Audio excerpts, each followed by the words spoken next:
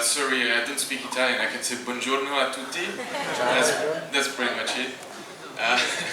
I'm coming from France. Well, they keep the best for the end. That's what we say. They kept the French for the end as well. So we're gonna talk in my presentation about MBSE, about system V2, about how to connect that to systems design. So hopefully, you know, it can be new for some of you or interesting for others. Just out of curiosity, when I say MBSE in the room, could you please raise your hand if you already heard about MBSE?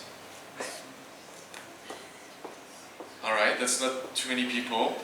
And among those people, have you already deployed mole-based system engineering solutions in your company?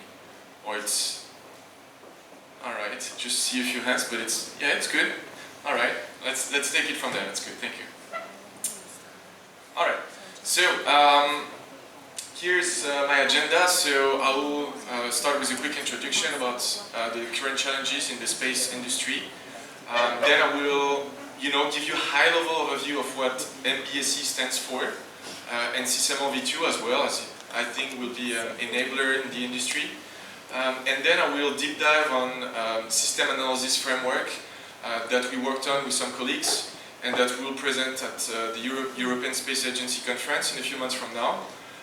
So it's still work in progress, but hopefully, it brings some interesting topics for you. So, starting with space industry challenges, it's not challenges that we only see in the space domain, but I've been interacting with a lot of space customers. Usually, there are three things that come all the time from our customers. They talk about increased competition. So we have new actors on the market, we have new startups, we have growing competition. So for current, companies that have leadership in this industry, they have to basically change the way they're working, use new methodology, new tooling to maintain the competitive edge. And for the newcomers, well, basically they have to be disruptive. Increase of complexity, I think that, again, we see that across industries. We see that basically the stakeholder needs increase and increase. The customers always want more and more, which means that the functional complexity, the structural and organizational complexity are growing. You have to develop more complex systems, you have to answer more complex questions in less time, you have to work with more companies. We all heard about these major defense programs across the world, like the AFCEA and the GCAP. So we have to help you guys overcoming these challenges. And last but not least, so it really depends, but what we hear as well is an increased time to take concept to production. And there are many issues that are being brought up commonly by our customers. There are defects that are being introduced and found too late. So basically it's costing time and effort to fix those. So now let's talk about MBSE and System V2. So I don't want to teach you what it is, right? We just have a few, like 20 minutes in front of us. So if you're interested, we can talk afterwards or we can connect. But MBSE, in a nutshell, it stands for Model-Based Systems Engineering. And hopefully, most of you know what systems engineering is. I mean, in the space industry, it's nothing new again. Systems engineering is an engineering discipline, right? That aims at connecting other disciplines. So you're supposed to talk with the customers to understand the needs. So the first task of a system engineer is to understand the problem. What is the problem we're trying to solve? If we don't know the problem well enough, well, we're going to develop a solution that doesn't make the customer happy. So the first stage is really to understand the problem, and then usually we follow a methodology, a given approach, and we use a set of tools to go into a solution space. So, maybe I have a space mission, my objective is to go to the moon. Well, the customer didn't tell me what I'm supposed to use to go to the moon, right? So I should try to capture the problem space, and the solution can be, I want to use a rocket to go to the moon, right? But it might be something else. So systems engineering is nothing new. MBSE is not new neither. It's been developed and used for about 15 years now. It's basically doing systems engineering but with models. So the goal is to rely on a set of models that can be easily shared with the different stakeholders to enhance the collaboration and to basically help the customers develop the solutions faster. And MBSE, usually we like to say that it's based on 3 pillars. You have, first of all, the language you're using to model your system. And that's why I talked about SysML, System Modeling Language, that is a modeling language. So it's not English, it's not Italian, it's not French. We can work together on the same document and on the same model and understand what it means. The second one is, well, you need a tool to be able to use this language. And, well, ANSYS has some solutions, but we are really agnostic, so you can use others. We heard Capitolo, for instance, earlier this morning. And the last one is the methodology. So it's not enough to have a tool and a language. We need to make it possible for engineers to start using it. So it's like a manual handbook, right? You buy a new system, well, you want to know how it works. What are the guidelines? And, well, I think it's important for industry because, well, I was working at Airbus Defence and Space a few years back already. And at this stage I worked on MBSE topic, but it was, you know, a fancy word like trendy, but, you know, it was just the beginning. Now I see that, for instance, for European Space Agency RFPs, sometimes they might be asking customers to deliver models instead of documents to win a project. So this concept of model approach instead of document approach is really essential. And the last testimony, it's one of our customers, and some of you might know him. It's someone working at SAIC that is, in my opinion, really well explaining what system engineering and what MBSE are helping you to do. So it's starting from the conceptual development to the execution and the life of the system. We can make the right decision at the right time with the right information. MBSE is a transformational technology. What does it mean? Well, system engineers, at a high level, what they're doing is answering questions, right? They're always doing trade-off. I have a specific budget, a latency budget, a cost budget, you know, and they have to distribute it and allocate it to different disciplines. And in order to make informed decision, they need feedback from the subject matter experts, and can be from all of you guys. So, you know, to be able to make the right decision at the right time, you need a feedback information. You need, as a system engineer, to talk to your experts and create a framework that enhances this collaboration. So MBSE is expensive. At first you need to invest in it, but then it's been proven that it's drastically reducing costs and time to launch the system. As I said, MBSE is also based on tools. And you might have heard, or you will hear about it, if you didn't hear about it yet, about SysML v2. So SysML v2 is a general purpose modeling language to model your systems. It's new, so it's not officially approved, but you know, it will be officially approved probably later this year. And of course it's v2, so it's coming after v1. The idea is to make this language easier to learn and use by system engineers, basically. So basically, SysML v1, the feedback from the customer was it was too complex to start using. SysML v2 is gonna bring some solutions. It's a language that is more precise, so it will help system engineers to be more precise when they define the system. It's more expressive, more intuitive, more consistent as well. And the idea is to enhance the interoperability between tools and between companies. So one of the, you know, if you already know about MBSE, if you're working with different companies using MBSE, usually it's not that easy to say, I'm doing MBSE, you too, oh well, let's exchange models. There are companies that develop tools, and these tools don't talk well to each other. So the idea with this language is to make it interoperable. So, you know, for instance, the API of SysML v2 will be standardized. So either, you know, if you develop the model in our modeler or in the one of a competitor, you should be able to exchange these models with your customers or with your partners. So now going into the system analysis framework, as I called it. We developed it. It's aiming at answering or bringing some questions to the following topics. Data and model consistency. So you might have some MBSE models, but how do you ensure a right connection between these MBSE models and the simulation models? And we saw so many of them today.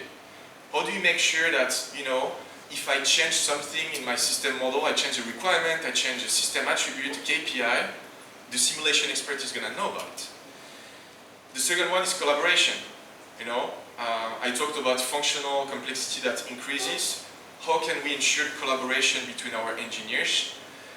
Integration, interoperability, standardization, it's also, you know, key topics when we talk about digital transformation. And we're gonna see that our framework is agnostic, which means that it really doesn't matter which tool you're using, the concept can be applied to different set of tools. The two last ones are also really important. I won't really go over those, but it's security and IP protection topic. I like the presentation from Telespazio this morning where they talk about their CDF, with basically a set of VMs to enable, you know, collaborate and cooperative development. Well, it's getting more and more important, this infrastructure aspect. How can we share models while keeping intellectual property when we work on big programs? And we are trying to address this question as well here. So the goal, at a high level again, is to demonstrate collaborative system modeling approach, system design, system analysis, and virtual verification of system requirements. And we will go all the way to a trade study example. And for this example, I mean, like we picked, of course, the space example. So it's the design of a spacecraft constellation system. We tried to keep it easy, but hopefully, you know, it carries the idea across. So now going into the framework. It's late, right? Don't let it scare you. It doesn't matter if you don't understand everything, but it's trying to basically break down our approach in 4 different phases. I'm gonna go over each of them, and hopefully you have, you know, an idea of the concept that we imply here. The first one starts with M&S, so modeling and simulation development. Initially, I mean, in the beginning, when we talk to stakeholders, the system engineers have to create these system models. So they have to refine the requirements, they have to develop use cases, they have to specify the design reference mission, they have to, you know, capture the interfaces between different subsystems in my system model.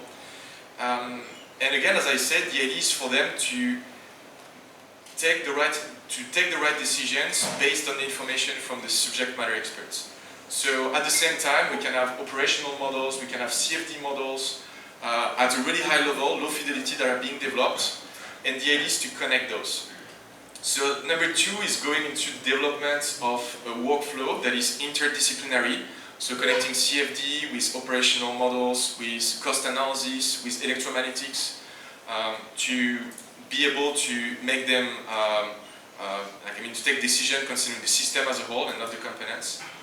Then there is a whole area that I'm not gonna touch on because it's too complex, I think. It's the question of infrastructure and democratization. How can we then make these workflows accessible by all? And last but not least, to close the loop, how can we connect all of this expertise and the simulation models to the system model and verify requirements? So everything starts in developing an MBSE model, a system architecture model. So ANSYS developed a new SysML v2 editor that I will try to show really quickly at the screen. It's web-based, so hopefully, and it's real-time. It allows basically and enables real-time collaboration. So that's a good point. The idea is to start to import requirements into this tool from Doors, from JAMA, from Codebeamer, and take it from there. Refine the requirements, define the use cases, and go all the way into defining a physical architecture. So we define a set of parts and requirements, and there are 3 requirements that are important for us today. Again, 3 different disciplines. The satellite cost that should not excess a specific boundary. We're looking at the temperature of the antenna PCB also, that is supposed to stay within under a specific threshold. And the solar panel for self-efficiency that should generate 12 watts under all conditions. Well, I have requirements.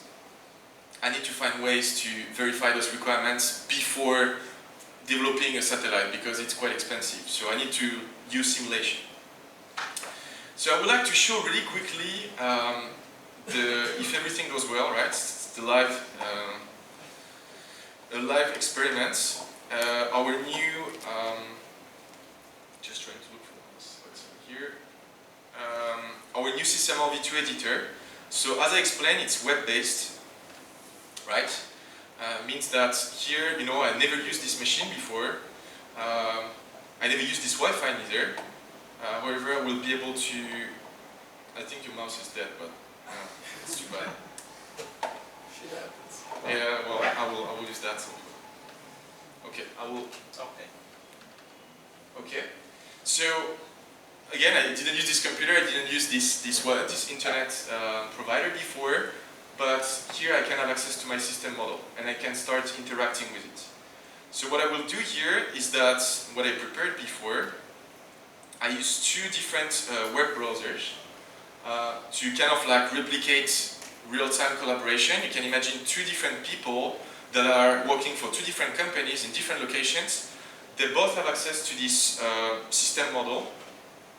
And the idea is to see how they can work together. So, well, it's not perfect, but you can see that, considering the browser on the left, I have my name here, I can interact with the model, so I can see different views of the model, I can see the arborescence of the model, so different definitions, I can see my requirements. If I go here, and on the right hand side, that's a collaborator, that's someone that is working with me on the same model. So you can see the small guy here. So I'm accessing the model from 2 different browsers. What I would like to show is really simple. It's just to show the creation of a new block in my model and see how quick it is and how slow the latency is between the 2 sides of the screen here. So on the left here, I'm really sorry, without the mouse makes it a little bit more difficult, but it works. So let's say that I want to create a new part here in my system. Well, I just have to drag and drop it here. What I will ask you to do is to look at the right side of the screen and see that the block will pretty much appear at the same time. And here I'm not cheating, right? It's not local, so you can see that when I'm moving, it's moving on the right as well. All of the things that I do, all of the actions I perform on the left are being committed to the server that is hosted somewhere on Amazon Web Services. And almost in real time on the right I can see what's happening. And for us it's a true enabler because you can really collaborate at the same time on the same model. You don't need to export it, you don't need to log parts of the model, and that will be truly helpful. So that was just a teaser. If you're interested in it, well, we can talk afterwards. Now, going back to my slides, it's good to have such system model, but again, to take the right decisions, we need information from the simulation world. So how can we connect this system model and these requirements to physical models? We have selected different type of models that we want to connect. The first one is STK. I'm not going to lose time presenting what it is because we had many presentations going over it. But we've been using it here to first create and visualize the design reference mission. So we're looking at geostationary orbit here for satellites. So we need, of course, to parameterize the orbit. We can, change a couple of parameters. We want to evaluate the launch trajectory, and we want also to monitor the altitude and the orientation of the satellite, like during the entire mission. And this will be a key input to be able to simulate what is the generated temperature on the solar panels on the satellite. So STK is key. Next is thermal desktop. It's another ANSYS tool, but again, we are tool agnostic, so if you do it in another tool, that's fine. Thermal desktop is doing two things. It's a radiation thermal fluid solver, and it's also a CAD modeling environment to some extent. So the CAD model that you see here has been created in thermal desktop directly. It's quite simple. Thermal analysis is used extensively in the space industry. So we thought it was a good idea to bring it here.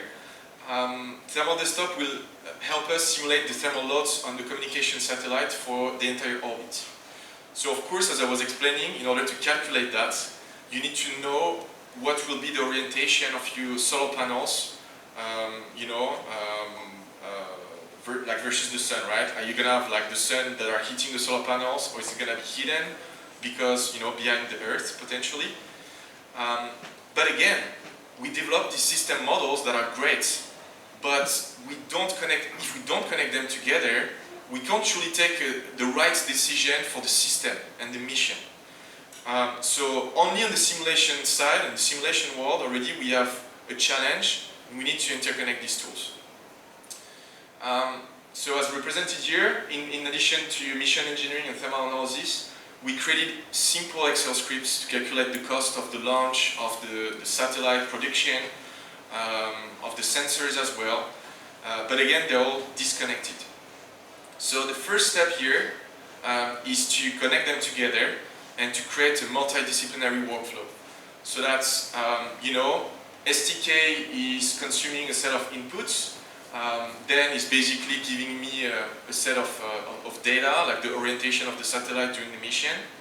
The idea will be to automatically post-process it and feed this data into the thermal analysis component that will also compute, the maximum temperature on the solar panels. And then this data will be fed into Excel to calculate the cost. So this is being done with a tool called Model Center. It's also an ANSYS tool. Just to add one thing about it, and again, I think it's really important when we talk about digital transformation, and that's the IP issue, right? So when we create this type of workflows with Model Center, we don't have to run everything locally. So imagine I have my machine here, I'm a Model Center user, I don't need to have the thermal model, the operational model, and the cost model running locally. The tool comes with a solution that enables connecting simulation models across platforms and across network while keeping intellectual property. So the only thing I would be doing here if I run the workflow on my machine is basically setting up the inputs, feeding them to a remote machine where I will run STK, get the results back from STK, consume them, send them to the next machine, and so forth and so on, right? So this is also key when we talk about collaboration. The idea is that once you create workflows and you validate them, you're happy with them, you can publish them, and you can make them be used basically by other people across the company or across the project, among them the system engineers. So the true idea here is simulation democratization, shift left, reuse of simulation models, and well, this is being enabled by this framework. Last but not least, once we have published our simulation models and validated the automated workflows, the idea is to basically stitch them, connect them back to the system model, to verify the requirements, to run what-if analysis. What if I change the size of the solar panel? I don't want the simulation experts to go ahead and run the analysis separately and then feed the results back to me per email. I want to be able to run everything automatically and trigger the execution of this analysis if I change a parameter, if I change a requirement. And this is also enabled by our framework. So the connection we're talking about here is a parametric mapping. So in my system model, I define a set of parameters, I define some requirements with thresholds, and I will simply have to connect those to the inputs and output of my simulation models. The connection is being stored, it can be version managed as well, and well, it gives the possibility to the system engineers to directly run simulation and verify the requirements. So it can be done from the web browser I was talking to you about just before. It can be done from Capitolo, it can be done from Cameo if you know a couple of tools like this. It's really agnostic, but the idea is truly to extend MBSE by extending MBSE to the simulation space. And without simulation, what is MBSE? Well, it's a set of diagrams. It's just descriptive, so we need to be able to execute it. So you can run a set of simulations, verify some requirements. You can also push it, you can run trade studies, and we will see, to me, trade studies is a really powerful tool. That's some powerful thing. It's almost a daily activity for system engineers. They need to take decisions. So here, again, a simple example. I don't think it appears right on the screen. I don't think you see the gray points on the screen, but unfortunately. The idea is that we have been varying the solar panel size, the width and the length, and we try to analyze the impact on multiple things, right? The cost, the temperature on the antenna PCBs, and also the impact on the power generated by the communication satellite. So it's a really simple trade study, but it's already, gives some hints to the system engineers. At the top here you see, just a 2D scalar plot, changing the X and Y dimension of the solar panel. And it looks like, you can imagine if you don't see the gray point on the top left corner, there were about 20 points, 20 different configurations that have been tested. And running from the conceptual stage, a really simple set of analysis like this allows me to identify that among these 20, there are just maybe 8 or 9 that are good, and I can basically reduce my solution space. I can have a better understanding of my solution space. So just looping back to the framework, we started by developing models and simulations using MBSE, using SysML v2, using different tools from different disciplines, so STK and thermal desktop, for instance. We showed that our modeler can be accessed from anywhere by anyone almost. So hopefully it will help. If I do the same presentation in a few years from now, there will be more people raising their hand at my first question. So that's why I represent it in the cloud here. It's a cloud-based tool.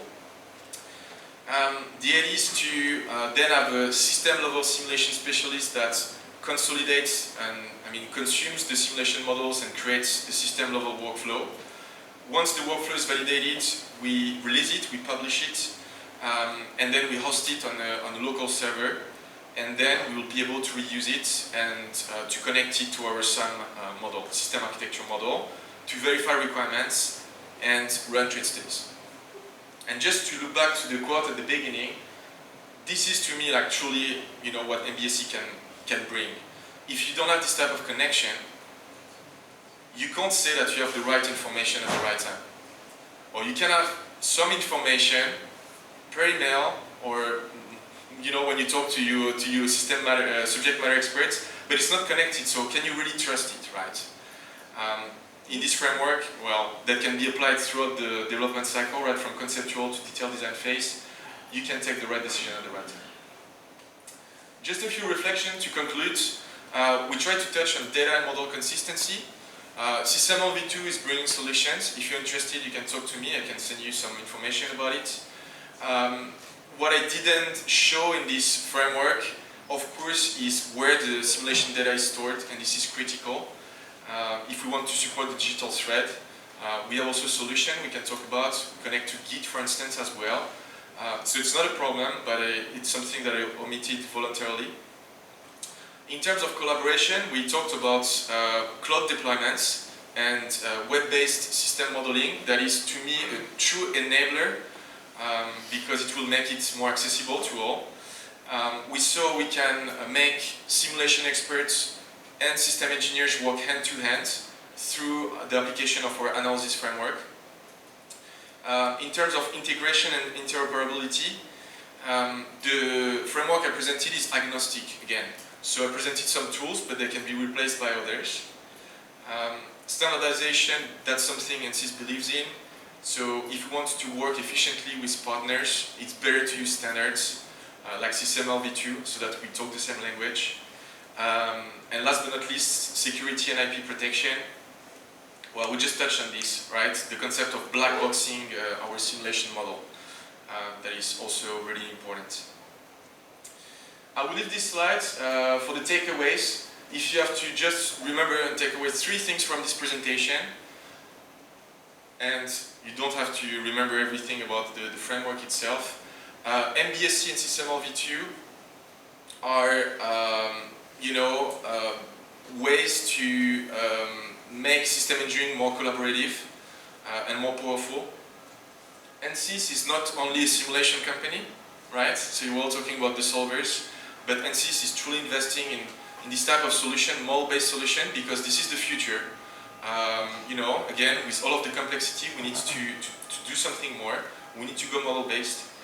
And last but not least, the system analysis framework I talked about is a framework that enables early requirement verification, early trade-off studies, and hopefully will help you reducing costs. So, thank you everyone, grazie.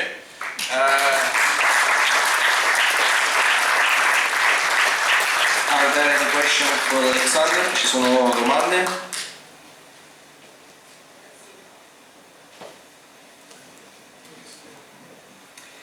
Thanks for the presentation, Luke. I want to know if there is the possibility about the server to on-premises solution. You speak about the cloud-based solution. Yes, so it's a good question. It's a new tool.